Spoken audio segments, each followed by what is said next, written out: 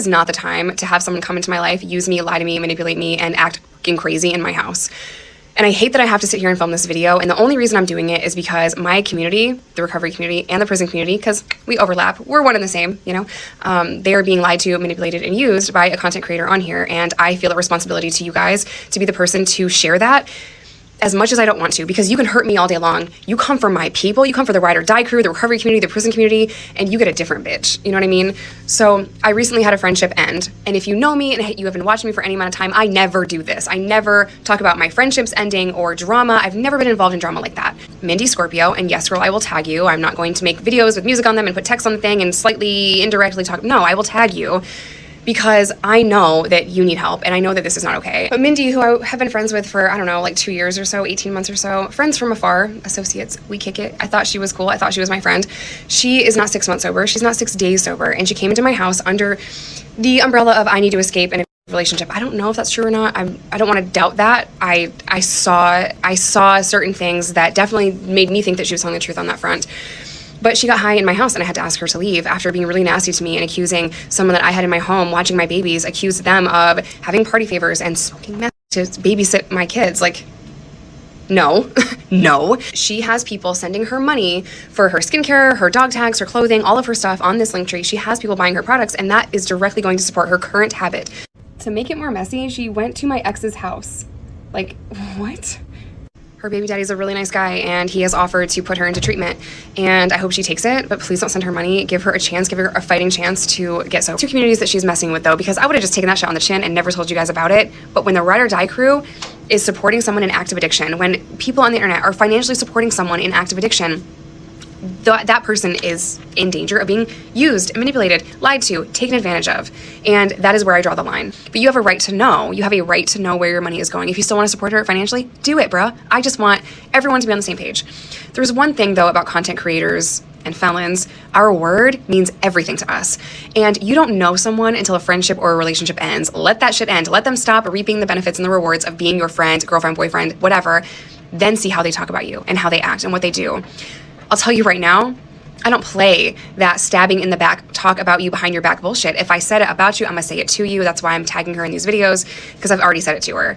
And I've done prison time for people I hate. And I know it seems like I'm messy right now making the content that I'm making, but abusers have more power when you are silent, and I will not be silenced. Her entire platform is a lot about her not being a snitch and how everyone else is a rat and how the feds are horrible and how she did this and that. And she's talked about it so much that I pulled her paperwork, and I'm going to share it with you now. So it's paperwork day, and if you guys want me to share my paperwork, to be fair, I got you. I've actually done it before. I'll just repost it because I'm lazy. Keep in mind, this is a very regular thing that felons do. We pull paperwork all the time in the joint so that you know who you're sleeping next to, but this is Mindy's paperwork.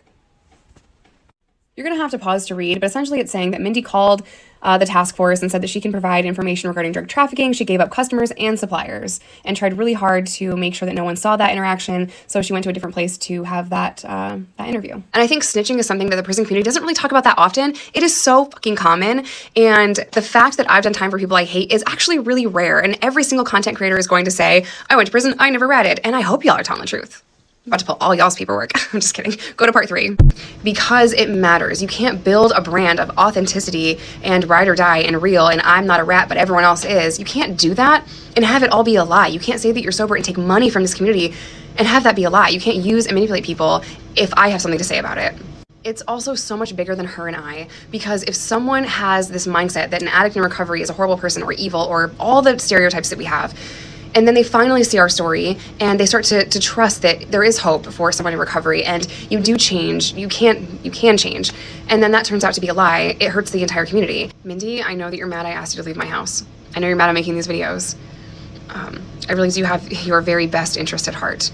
And you can make all the videos you want about who I hang out with, who I see, who I sleep next to, and what I do in my spare time. But at the end of the day, what you're doing isn't okay. And it just means you need help, and I hope you get the help that you need. And even though I won't be here for you anymore, I know that there are a lot of people that care about you and that just want to see you happy and thriving and healthy. I'm really mad right now because TikTok wants to continue to remove part 1 and part 3. It's fine. I got a whole ass YouTube channel. So if that doesn't work, if this doesn't work, I'm just going to go to YouTube. And this is the kind of shit that I'm dealing with. All I asked her to do was get the fuck out of my house. That's all I asked her to do was leave, because she needs more help than I can give and I can't handle it and she can't be here, I will tag you every time, because if I say it to you, I will say it about you. And real always recognizes real. So sitting in the hotel room that I paid for, drinking the Red Bull that I just drank for the video is cringy and not real. If you're going to be about it, be about it. And just because I am exposing the truth, which never dies, by the way, doesn't mean that you get to come after my children, okay? Absolutely not. Which is crazy, because 1 week after she got here, and I had no idea she was detoxing before she landed, but 1 week after she got here, DCFS or CPS, they were at my door.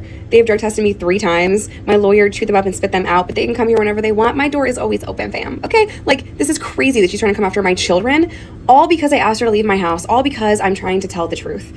I'm trying to protect my community, the recovery community and the prison community, and I will stand my ground. I will stand my ground every fucking time, because you can hurt me all day long. You're not gonna hurt my kids, you're not gonna hurt my community, and you're sure as hell not going to get on here, get on this app, and make everyone that is fighting for their reputation to be restored, fighting for their life on this app when it comes to recovery, domestic violence, being a felon, reentry. It's so hard. I'm not gonna let you destroy everything that so many before you worked so hard to build. Do better.